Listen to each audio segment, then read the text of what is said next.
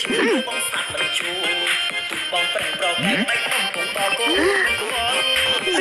សុខសិនមកពួលបងបែកកាត់ប្រឹងសងតាគ្នាស្រលាញ់គ្នាតែផលអូនភ្លៀវដូចជិមរៀងបងស្ដាប់មិនជួ